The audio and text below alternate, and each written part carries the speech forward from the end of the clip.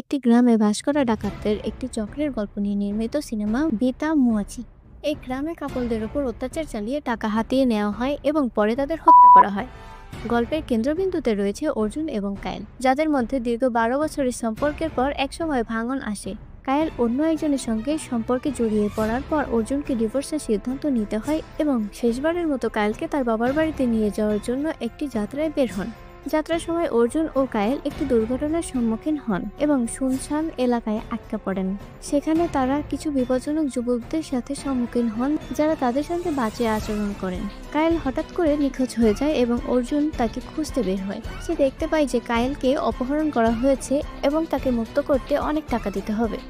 অর্জুন শেষ পর্যন্ত বিপদের সম্মুখীন হয় এবং তার জীবনের জন্য লড়াই করতে শুরু করে। অর্জুনের সাহসিকতা এবং কায়েলের প্রতি ভালোবাসা তাকে বিপদের মুখোমুখি দাঁড় করায়, যেখানে তাকে একাধিক চ্যালেঞ্জ মোকাবেলা করতে হয়। শেষে অর্জুন কায়েলকে উদ্ধার করে এবং তাদের সম্পর্ক নতুন করে শুরু হয়। কায়েল তার পূর্বের আচরণের জন্য ক্ষমা চায় এবং অর্জুন তাকে আর ছাড়বে না। এইভাবে গল্পটি একটি আবেগময় পরিণতির দিকে এগিয়ে যায়, যেখানে প্রেম এবং বিশ্বাসের গুরুত্ব তুলে ধরা হয়েছে।